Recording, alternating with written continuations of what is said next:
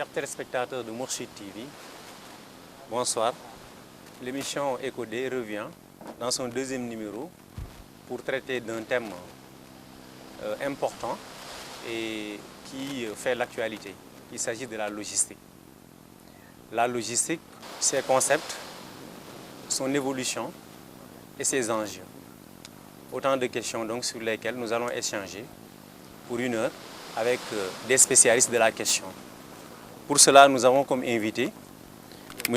Mamadou Birane Mbodj, qui est logisticien, directeur du cabinet Expert Logistique International, ancien gestionnaire logistique de la délégation de l'Union européenne au Sénégal et supply chain manager. M. Mbodj, bonjour. Bonjour M. Gueye. À ma gauche, j'ai M. Serigne Cheikh Ndiaye, qui est également logisticien. Serigne Cheikh Ndiaye est aussi prestataire du cabinet BEMS Global Leader et aussi superviseur des études au niveau donc, du cabinet Guelem Logistics. Serigne Cheikh, bonjour. Bonjour, c'est présent. Voilà. Je rappelle que l'émission aussi est tournée au niveau de l'hôtel Savannah et c'est l'occasion aussi de remercier, n'est-ce pas, le directeur de l'hôtel Savannah de nous avoir permis déjà de tourner ce numéro au niveau de cet espace. Je m'en vais d'abord avec M. Mbodj, d'abord discuter du concept de logistique. Parce que je pense que beaucoup de gens parlent de la logistique, chacun peut-être a sa définition, on pourrait dire, et que les compréhensions sont souvent diverses. Il serait quand même dans un premier temps bien de parler d'abord du concept de la logistique. Qu'est-ce que la logistique concrètement, M. Mbodj?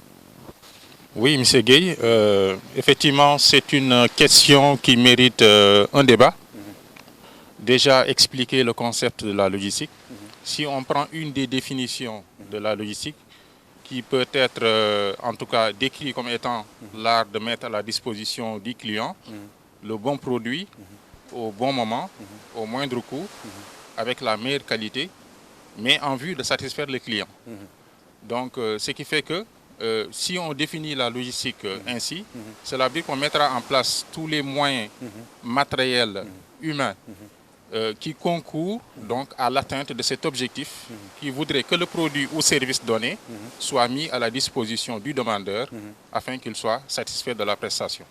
Donc ça, c'est une définition beaucoup plus globale qui donc va intéresser aussi bien les entreprises, le secteur humanitaire, en tout cas tous les secteurs sont interpellés par rapport à cette définition et ils se sentiront concernés. Effectivement. Oui. Mais M. Mbodj, souvent en parlant de la logistique, les gens parlent souvent, pensent souvent au transport.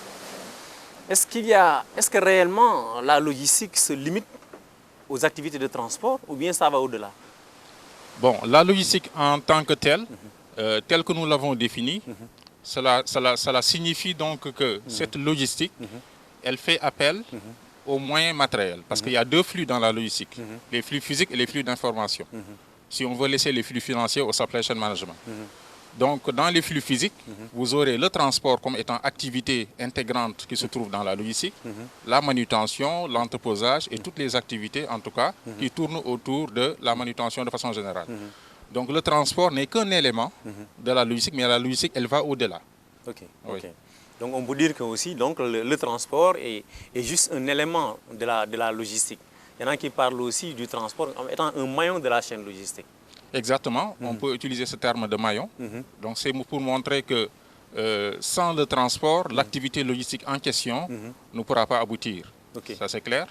C'est aussi une façon de montrer que le transport occupe une place fondamentale, en tout cas dans la logistique. Et si on utilise les termes maillon, qui dit maillon parle de chaîne. Et qui dit chaîne parle d'interdépendance entre les différents maillons de la chaîne. Donc si l'un des maillons ne joue pas en tout cas le rôle qui lui est assigné, il est évident que cette logistique ne pourra pas aboutir. Donc le transport il joue un rôle fondamental, qu'il soit aérien, maritime, ferroviaire ou routier.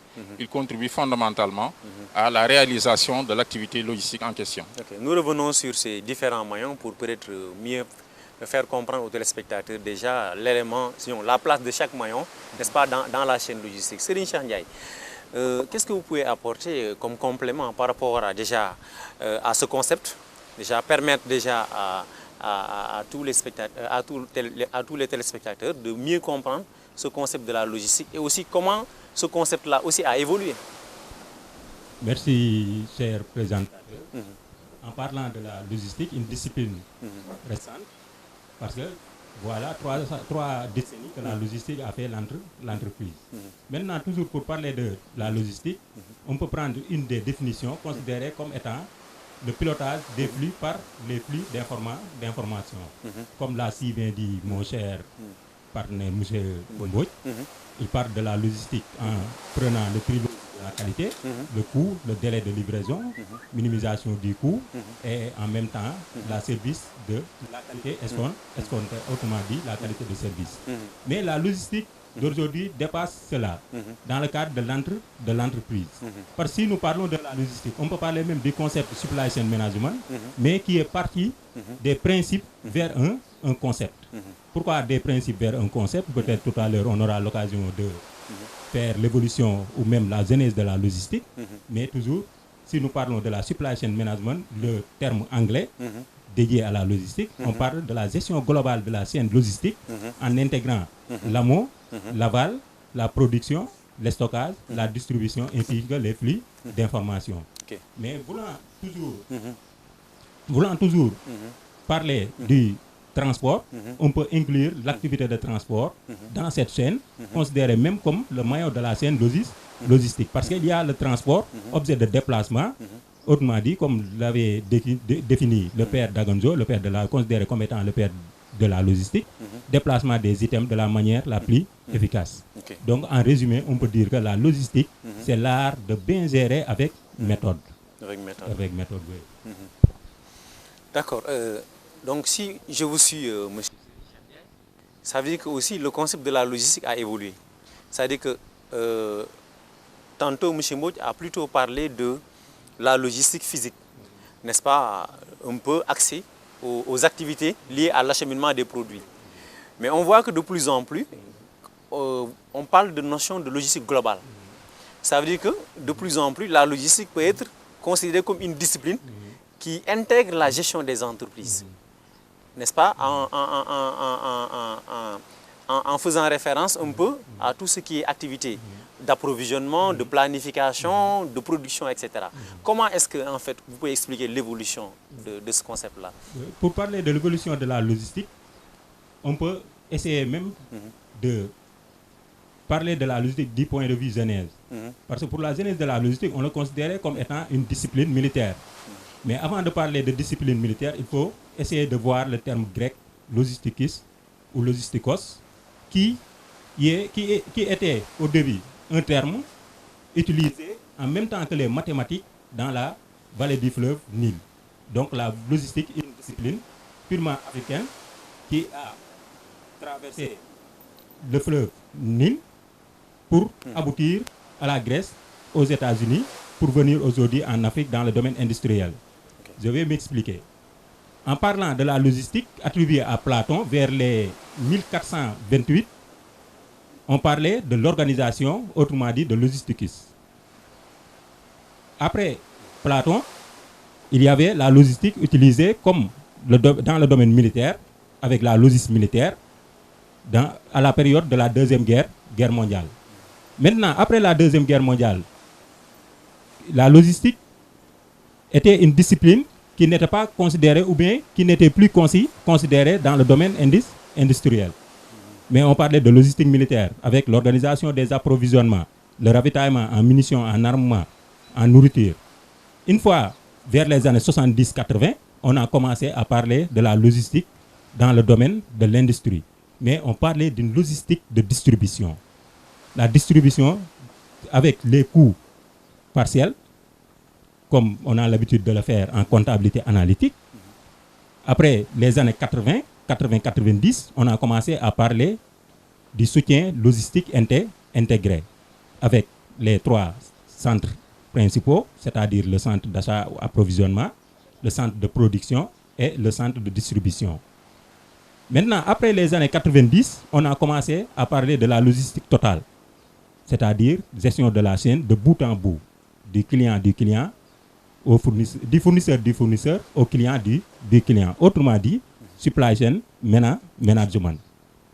Supply chain management ou chaîne logistique globale ou totale, qui est composée de deux mots, supply chain comme chaîne logistique et management comme le terme italien MAGGIAR, c'est-à-dire manier, organiser, gérer, la manière dont une personne essaie de gérer sa chaîne de bout en bout. Okay. Donc si je vous suis, cher, ça veut dire qu'ici, donc, si nous sommes dans le cadre donc, de la logistique, de la supply chain management, il s'agit ici donc de coordonner un ensemble d'activités en relation avec la gestion d'une entreprise. Effectivement. Ok.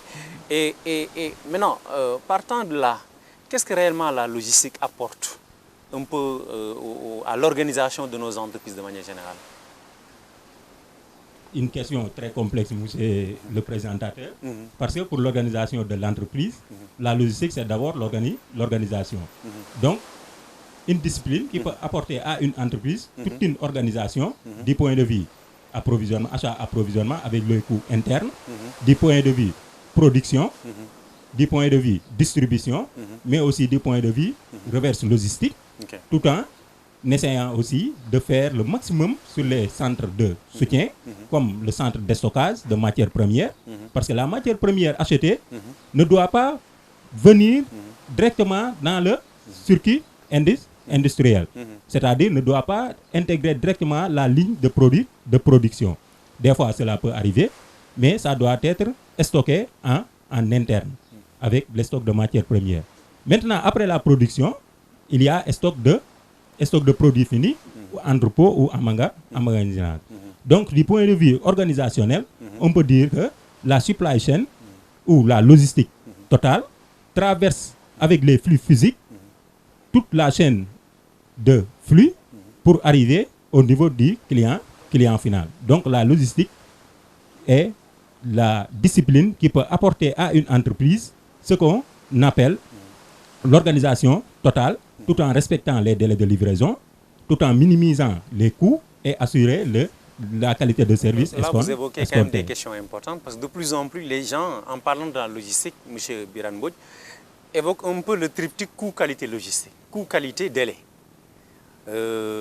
Comment est-ce que, concrètement, par exemple, ces dimensions-là de la logistique, en tout cas, peuvent être gérées au niveau des entreprises? Oui, effectivement, au niveau des entreprises, il y a cette préoccupation à vouloir maîtriser et gérer tout ce qui est défi en termes de qualité, de coût et de délai. Bon, pour être beaucoup plus concret, pour parler de la qualité, déjà il faut une maîtrise du produit.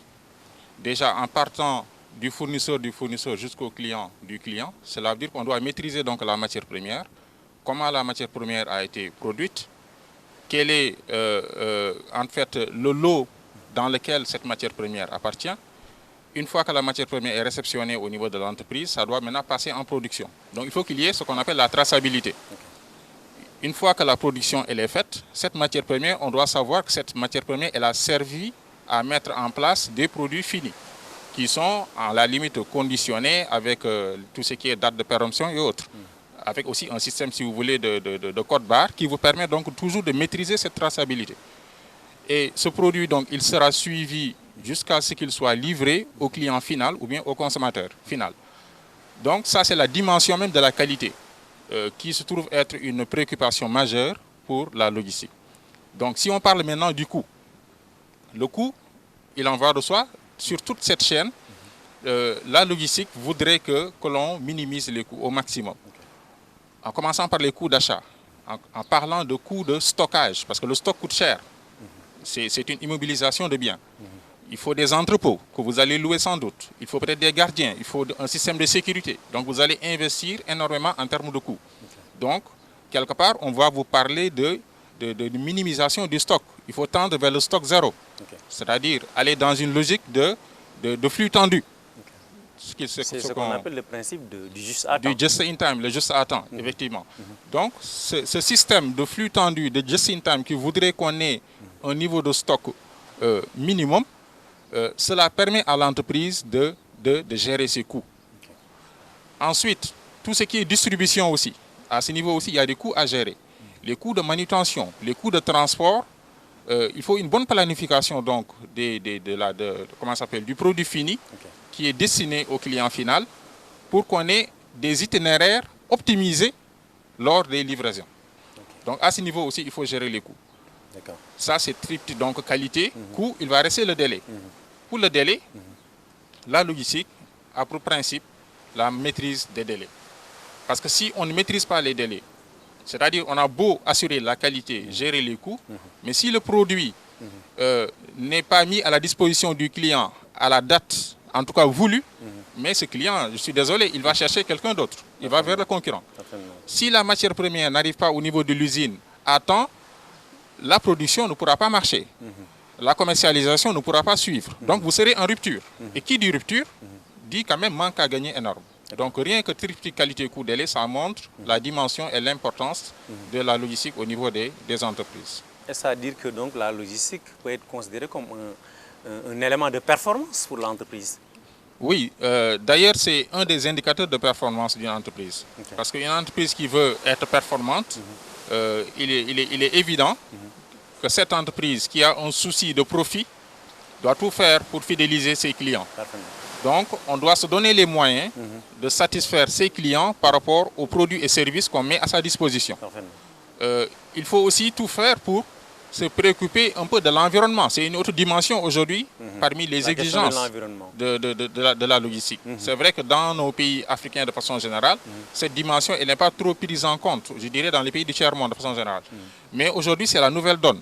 Faire tout pour qu'on puisse maîtriser les produits et qu'on mette en place des produits qu'on pourrait recycler avec le système de la logistique inverse.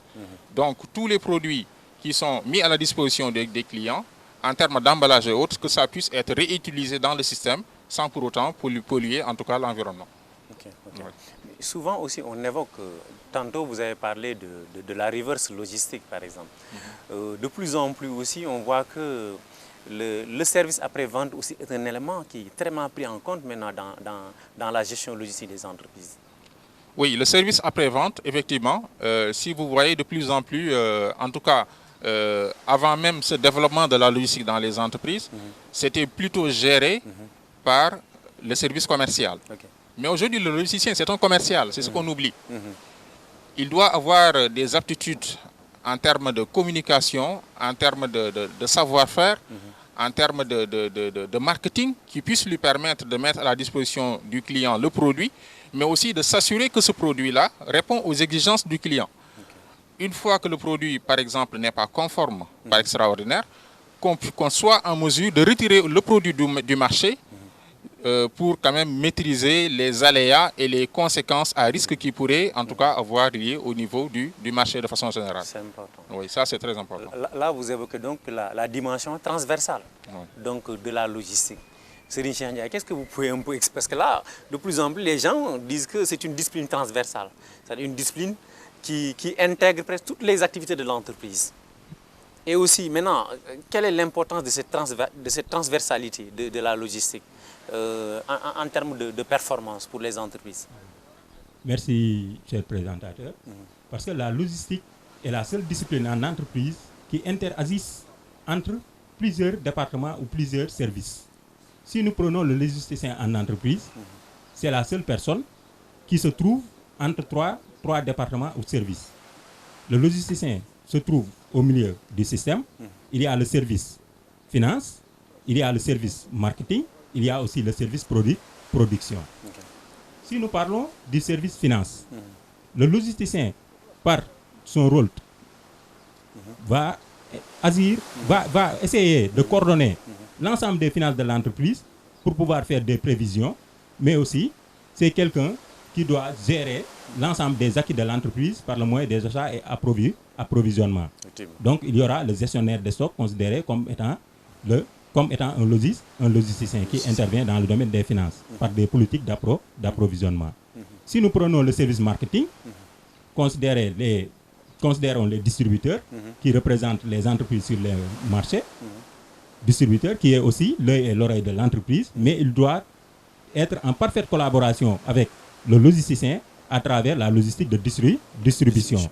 Parce qu'on nous parle du produit au moment voulu, c'est-à-dire au moment où la demande en existe. Si nous prenons le service production, sans les stocks, on ne peut pas produire. Mais après production, toujours il y aura de l'entreposage. Donc, la logistique est considérée aujourd'hui comme étant une source de compétitivité. Avec l'interaction qui existe entre le service logistique et les autres services, mais aussi avec l'interaction qui existe entre le service logistique et l'environnement. Okay. Donc, on peut parler de la logistique, c'est-à-dire de l'environnement externe de l'entreprise. On peut parler de la logistique comme étant source de compétitivité, mais aussi comme indicateur de performance en industrie. Mais au-delà des entreprises, est-ce qu'on peut dire que, par exemple, même que la logistique est même au cœur des politiques de développement des pays? Parce qu'aujourd'hui, vous avez beaucoup parlé des entreprises, mais parlant par exemple de la logistique, quand on prend l'exemple de la logistique par exemple portuaire, il est important déjà de réfléchir sur les infrastructures logistiques. Est-ce que par exemple cette dimension-là aussi n'est pas un élément essentiel dans les politiques de développement? Est-ce qu'aujourd'hui un pays qui veut s'ouvrir n'a pas à intégrer dans sa démarche, dans ses politiques de développement, en tout cas des investissements énormes sur les infrastructures logistiques? Biran Boy. Effectivement, le développement d'un pays s'appuie en grande partie dans le développement de ses infrastructures. Parce que sans les infrastructures, tous les modes de transport que nous avons énumérés tantôt, aérien, maritime, ferroviaire et routier, ne pourront pas avoir la performance attendue. En prenant le cas du port, un port, normalement, doit avoir un bon tirant d'eau, c'est-à-dire la profondeur, pour parler de façon beaucoup plus simple. Profondeur, donc permettant aux navires de pouvoir, en tout cas, entrer dans le port. Ça, c'est important. Parce que sans ce tirant d'eau, il est évident que les navires vont choisir d'autres ports qui ont un tirant d'eau adéquat. Ça, c'est un des indicateurs. Donc, c'est un manque à gagner.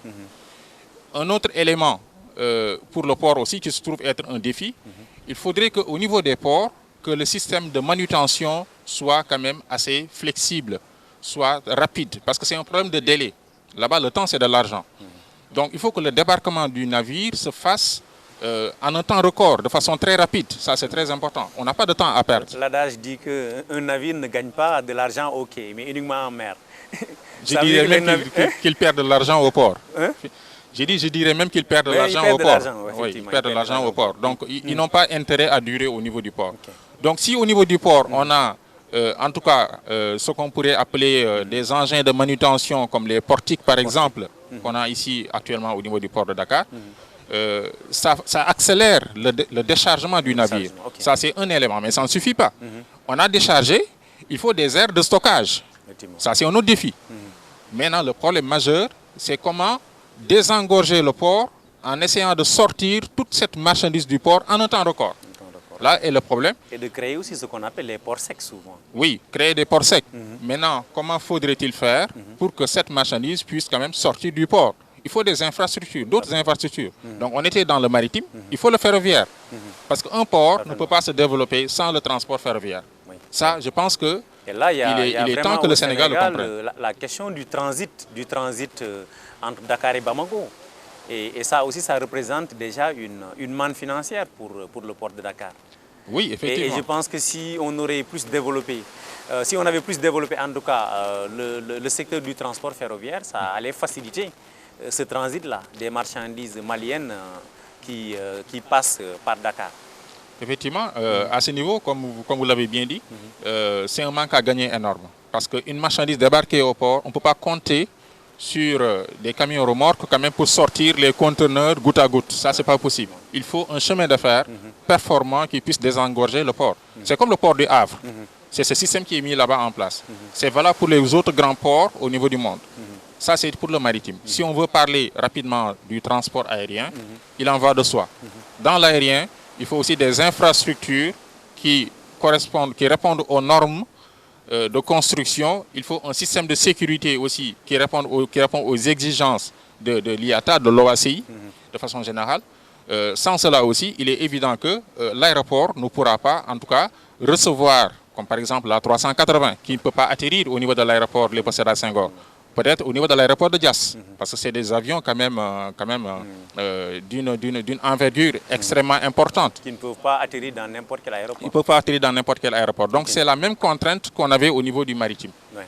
Maintenant, une fois que l'avion atterrit, il faudrait aussi qu'on puisse traiter ces passagers en un temps record. Donc ils doivent sortir, on doit traiter leur bagage. Donc ça suppose qu'on ait mis en place un dispositif d'enregistrement, de contrôle, de douane fluide qui puisse permettre quand même à ces passagers, ces voyageurs de pouvoir en tout cas venir chez vous et à ces compagnies aériennes de pouvoir desservir votre pays.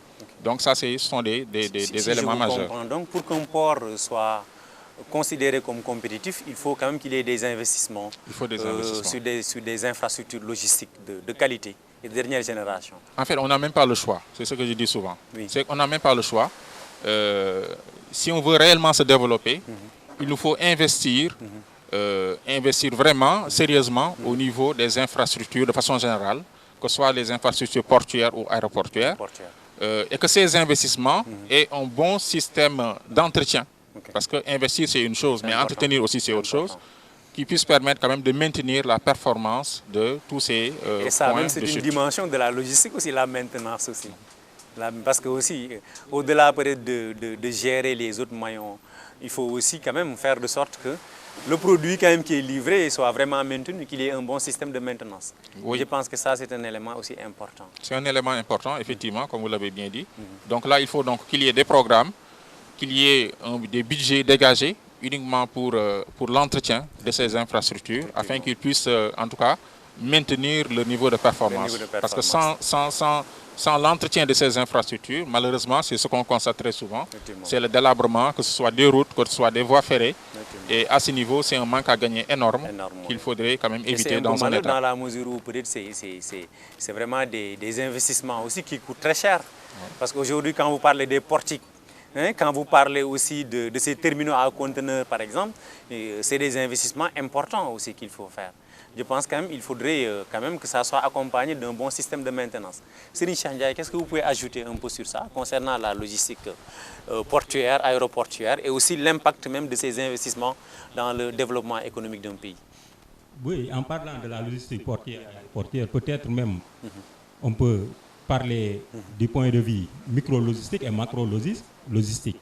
Parce que si on parle du domaine micro-logistique, il y a ce qu'on appelle la logistique de gestion privée qui intéresse peut-être les PME, qui intéresse aussi les infrastructures de transport, comme les routes, les chemins de fer, et entre autres. Mais aussi, on peut parler du domaine macro-logistique. Dans le domaine macro-logistique, on peut parler des terminaux, c'est-à-dire le port, l'aéroport, entre autres, la gare ferroviaire. Maintenant, si nous parlons de la logistique toujours, considérée comme source de compétitivité, comme l'a si bien dit mon cher, la logistique, un pays ne peut pas développer sans qu'il y ait un service logistique de bonne qualité. Prenons un exemple dans le domaine du transport routier. Vers les années 1995 à 2000, il y avait ce qu'on appelait l'autoroute Lima Moulay. C'est l'autoroute qui parcourt Cambérène jusqu'à l'aéroport. En termes de flux seulement, le Sénégal a perdu presque les 143 milliards.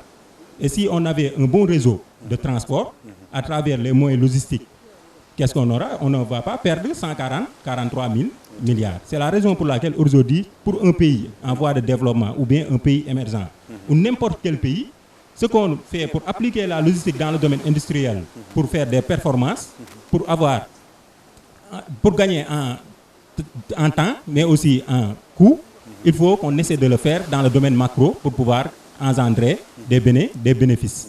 C'est important, M. Serigne Cheikh Ndiaye. Maintenant, il faut dire que M. Birane Mbodj a posé en tout cas une question assez intéressante concernant surtout les investissements qu'il faut faire dans le domaine du transport ferroviaire. C'est comme si, par exemple, c'est un peu un système de transport qui est laissé en rade, alors que ça pouvait quand même régler en tout cas beaucoup de problèmes, surtout en termes de fluidité, mais aussi en termes de rapidité. Tantôt, on a évoqué un peu les marchandises maliennes qui transitent par le port de Dakar. Et si vraiment on avait une voie ferrée, en tout cas avec de bons investissements, on aurait gagné, surtout en termes déjà de volume de marchandises transportées. en un temps record. Contrairement à ce qui se fait, où c'est vraiment des camions qui sont utilisés. Et le rythme, comme vous l'avez dit, c'est vraiment un rythme lent.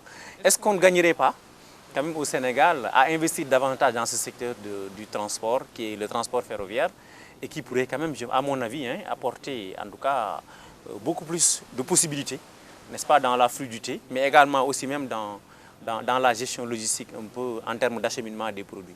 Birane. Oui, effectivement, comme on l'a dit tout à l'heure, que ce soit l'aérien comme le maritime, s'ils veulent avoir un niveau de performance acceptable, il faut que la voie ferrée quand même soit aux normes. On peut prendre des exemples concrets. Si vous prenez l'aéroport de Casa, pour s'y rendre, vous n'avez pas besoin de conduire votre véhicule personnel. Il y a des trains climatisés, électriques, qui vont vous amener jusqu'au niveau de l'aéroport et en souterrain. Ça, c'est extraordinaire. Donc, ce qui permet donc à tous ces passagers de rallier l'aéroport. Donc, ils ne vont jamais rater leur avion parce qu'on dira qu'il y a un problème de congestion routière, on ne peut pas passer, il y a quelque chose. Ce qui est très fréquent. Ce qui est très fréquent au niveau en tout cas de notre aéroport, malheureusement. Le port, n'en parlons pas. Au niveau du port, l'exigence encore est majeure. Comme j'ai dit, parce que le port fait du volume. Fait des conteneurs de 40 pieds, des conteneurs de 20 pieds, qui descendent en centaines, voire en milliers selon les ports. Donc, à ce niveau aussi, il faudrait que toute cette marchandise puisse sortir du port. En même temps qu'on débarque la marchandise doit pouvoir sortir du port. On ne doit pas, parce que le port n'est pas fait pour stocker des produits, encore une fois. Ce n'est pas la vocation d'un port. Ce n'est pas la vocation. C'est juste pour décharger, mais la marchandise doit sortir du port. Et comme vous l'avez dit, parler de port sec et autres, ça permettra donc, en tout cas aux pays concernés, de pouvoir désengorger son port sans pour autant emprunter la voie routière, mais plutôt la voie ferroviaire. Parce que ça, c'est important. Au Sénégal aussi, il y a eu des efforts qui ont été faits les années dernières, surtout dans le cadre donc, de la plateforme de distribution aussi, en parlant de notion de port sec. Je pense que ça aussi, c'est vraiment des innovations aussi sur le plan logistique quand même. Oui, effectivement, au Sénégal, on voit bien que le gouvernement en a pris conscience et ils en ont fait des secteurs prioritaires, c'est à saluer. Seulement, la contrainte qu'on a, c'est que le niveau d'investissement demandé, il est assez élevé. Et malheureusement, si on a en tout cas des économies faibles, il nous faut nécessairement des partenaires financiers qui pourraient en tout cas s'investir dans ce domaine-là, comme on en a fait avec l'autoroute à péage, avec une contribution de l'État. Sans cela, j'avoue que ça va être très difficile parce que la population, de façon générale, vivant en tout cas un climat social assez difficile, ne pourra pas peut-être comprendre les enjeux et l'importance de ces investissements. Donc il est important qu'il y ait un accompagnement avec des partenaires, comme on l'a dit, comme on l'a fait aujourd'hui avec Dubai Port, d'autres partenaires qui puissent quand même s'investir dans le domaine ferroviaire afin de pouvoir relever ce défi. Parfaitement. Chers téléspectateurs de Mourchid TV, la chaîne des valeurs, je rappelle que vous êtes en train de suivre l'émission EcoD et qu'aujourd'hui nous parlons de la logistique. D'abord les concepts, l'évolution de la logistique, mais également aussi les enjeux. Donc nous allons aborder le dernier point donc, de l'émission. Mais cette fois-ci, je voudrais que l'on parle un peu du volet production. Parce que nous voyons que dans notre pays, de plus en plus, l'industrialisation perd du terrain. Ça veut dire qu'aujourd'hui, les entreprises de production se font rares. Est-ce à dire qu'on a besoin quand même de revoir notre logistique de production pour quand même quelque peu mieux en tout cas appuyer sur le levier en tout cas industriel pour quand même vraiment faire de sorte qu'on ait plus d'entreprises parce que vous voyez que déjà l'industrie en tout cas sénégalaise quand même devient de plus en plus faible et ça aussi un pays quand même sans industrie forte peut en tout cas difficilement en tout cas penser en tout cas à un développement durable. Cheikh Ndiaye, que pouvez-vous dire? Qu'est-ce que vous pouvez dire sur ça, concernant la logistique et la production? Concernant la logistique et la production, peut-être même je dirais la logistique de production, parce qu'une production commence toujours par une bonne préparation en matière d'achat et d'approvisionnement. Parce qu'il faut qu'il y ait de l'acquisition de matières premières. C'est cette matière première-là qui doit être transformée, c'est-à-dire qui doit être mise dans les unités de production pour qu'au sortir qu'on aura un produit. Maintenant, sans une bonne préparation en termes d'achat et d'appro, on ne pourra pas parler d'un bon produit production. D'une bonne production. Et pour parler aussi des entreprises de production, toujours, la logistique peut être considérée comme étant un levier de développement. Parce qu'un bon service logistique dans une entreprise de production parviendra à respecter les délais de livraison, parce que le client est considéré aujourd'hui comme étant le roi de l'entreprise, parce qu'on a passé de la pénurie à la saturation du marché. Si vous me le permettrez, je peux vous rappeler peut-être la phrase de Henry Ford qui disait « J'offrirai à tout chacun une voiture à moins qu'il désire une Ford T noire ». Donc on a dépassé la situation de monopole aujourd'hui. Maintenant, si on parle d'une production, toujours après production, on aura un produit fini. On a besoin aussi du service logistique pour qu'il y ait une bonne distribution dans le marché. C'est la raison pour laquelle, dans une entreprise toujours de production, il faut qu'il y ait un service de qualité, il faut qu'il y ait respect du délai de livraison, il faut qu'il y ait aussi minimisation du coût de production, mais aussi minimisation du coût des stocks. Parce qu'en stock, on a deux coûts à gérer. C'est un dilemme même. Parce que l'entreprise doit gérer les stocks en interne, mais aussi l'entreprise doit tout faire pour minimiser le coût de stockage. Éviter en tout cas les stocks importants. Éviter les stocks pléthoriques. Pour éviter des surcoûts logistiques. Okay. Mais aussi, il doit stocker suffisamment pour éviter les ruptures des stocks ou ruptures de production.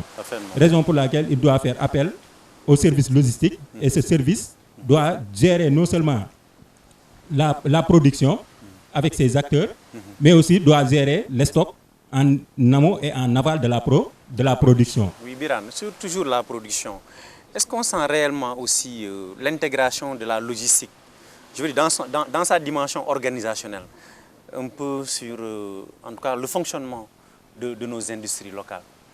Oui, effectivement, dans nos industries locales, malheureusement, c'est la compréhension que nous avons de la logistique qui se trouve être une compréhension biaisée, qui fait que la production n'est pas intégrée dans la logistique.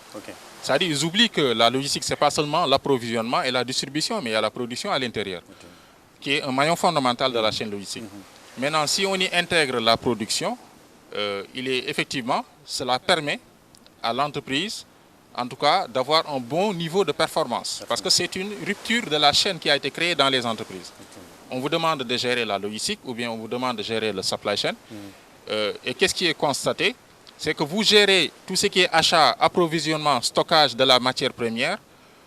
Il y a un autre service qu'on va appeler peut-être service production qui va gérer sa production, qui va gérer son rythme d'approvisionnement de matière première, qui, une fois qu'elle a terminé, va mettre à votre disposition encore, en tout cas, le produit fini. Donc, on sentira nettement que la production est un élément, en tout cas, de la chaîne logistique.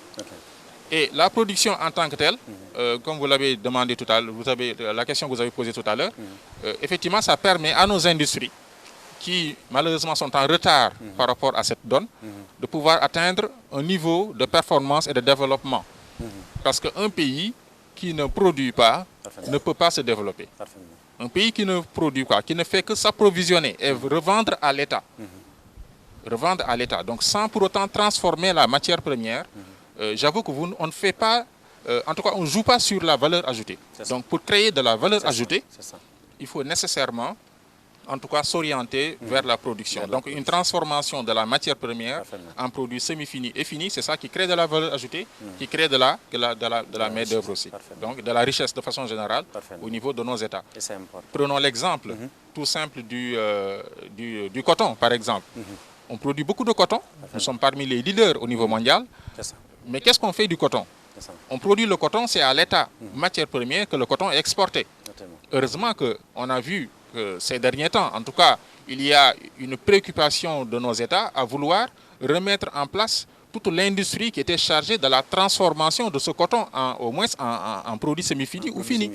Parce que c'est ce qui crée de la valeur ajoutée. Mais si on ne le fait pas et qu'on exporte à chaque fois des matières premières, le coton brut, les mangues, on exporte le poisson, on exporte sans transformer, c'est ça qui est dommage. Et eux, ils vont transformer, créer de la valeur ajoutée et nous revendre les mêmes produits 10 fois plus cher.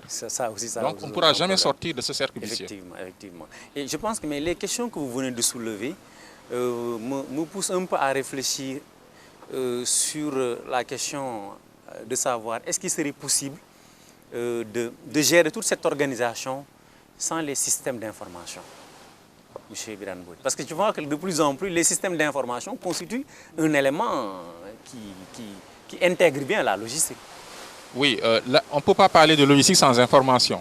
Parce que dans la logistique, comme on l'avait dit au départ, il y a deux flux fondamentaux. Que ce soit les flux d'information et les flux physiques. Et ce sont les flux d'information qui commandent les flux physiques. Okay. C'est-à-dire savoir ce qu'on doit faire, quand est-ce qu'on doit le faire et comment avant d'agir. Okay. Maintenant, pour savoir ce qu'on doit faire, ça se fait par le biais de l'information, avec le système des EDI qui sont utilisés dans les entreprises. Il y a beaucoup de logiciels d'application qui sont utilisés dans les entreprises. Les logiciels qui permettent donc aux industriels de pouvoir maîtriser quand même ce qui se passe dans le marché au niveau international, qui permettent à ces industriels de pouvoir maîtriser les flux, où est-ce qu'on en est, par exemple, par rapport à ma marchandise, par rapport à mon conteneur que j'ai commandé il y a de cela, par exemple, 1 semaine, 2 semaines, est-ce que ça a été embarqué à bord?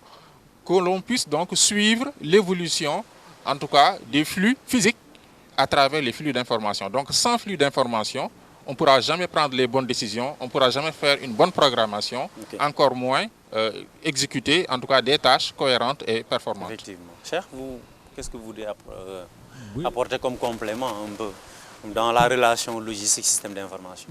Si nous parlons des systèmes d'information, parce qu'une bonne logistique commence toujours par la synchronisation des flux. Et qui dit flux dira nécessairement flux informationnel, flux physique, flux financier. Et pour qu'il y ait une bonne logistique, il faut qu'il y ait la synchronisation de ces 3 flux. Donc, logistique considérée comme pilotage des flux par les flux d'information. Donc, nécessairement, l'information doit intervenir en matière logistique. Je pense qu'à travers donc, ce débat, nous avons eu l'occasion vraiment de toucher à un certain nombre d'éléments en relation avec la logistique, ce qui nous permet vraiment de comprendre davantage ce qu'est la logistique, mais également aussi quelles sont ses dimensions, parce que c'est important. Vous avez évoqué la notion de coût, la notion donc de qualité, n'est-ce pas, la notion de délai. Ce qui nous permet déjà de savoir que pour qu'une entreprise soit considérée comme compétitive, il faut impérativement que cette entreprise-là intègre, n'est-ce pas, dans sa démarche, n'est-ce pas, la logistique. Je pense que ça aussi, c'est des éléments importants. Vous avez également éclairé quand même la lanterne, en tout cas, sur quand même la différence qu'il faut faire entre la logistique et le transport. Donc vous avez pu montrer que le transport est un élément de la chaîne logistique. Ça veut dire qu'au-delà donc du transport, dans la chaîne logistique, quand même, il y a un ensemble d'autres maillons que vous avez bien expliqué, que ce soit la manutention, que ce soit le stockage, etc. Mais l'élément aussi le plus important, et je pense que c'est là où nous avons terminé, c'est un peu d'expliquer que la logistique a évolué et que dans la notion de supply chain management, vous avez pu évoquer un certain nombre d'éléments, un certain nombre de secteurs, en tout cas dans la gestion des entreprises, qui sont intégrés dans la démarche logistique. Que ce soit la planification, que ce soit en fait les approvisionnements, que ce soit également aussi la production, sans parler de la distribution qui est un élément essentiel. Ça, c'est vraiment autant d'éléments qui nous ont permis, en tout cas qui ont permis également aux téléspectateurs, n'est-ce pas, de mieux comprendre en tout cas les enjeux liés au secteur de la logistique. Maintenant, ce serait très prétentieux de vouloir parler de la logistique en une seule émission. Je pense que nous avons commencé aujourd'hui par poser les bases et avec nos invités et d'autres spécialistes, nous aurons l'occasion aussi de discuter, n'est-ce pas, d'autres thèmes en relation avec la logistique, en relation également avec les différents secteurs qui tournent autour de la logistique. Donc voilà, malheureusement, le temps qui nous était imparti est terminé. Il ne me reste qu'à remercier très sincèrement mes invités, M. Biranboud, comme je vous l'ai dit, qui est spécialiste en logistique et directeur donc, du cabinet Expert Logistique International et en même temps Supply Chain Manager, M. Serigne Cheikh Ndiaye, n'est-ce pas, logisticien et directeur des études du cabinet Guelem Logistique, que nous remercions vivement au nom donc, de toute l'équipe de Mourchid TV. Permettez-moi aussi, avant de terminer, de remercier l'équipe technique, n'est-ce pas, de Mourchid TV, les caméramens, la responsable de la réalisation et surtout le coordonnateur de cette émission, en l'occurrence le responsable de la production, M. Alioune Badara Diack, que nous remercions vivement pour nous avoir permis en tout cas de réaliser cette émission. Sans oublier maintenant, vous voyez que l'émission a été tournée au niveau donc, du cadre somptueux de l'hôtel Savannah. Et c'est l'occasion pour nous aussi de remercier le directeur de cet hôtel pour en tout cas le partenariat et également aussi la bonne collaboration. Donc rendez-vous donc sur Mourchid TV pour le prochain numéro de EcoD dans un mois.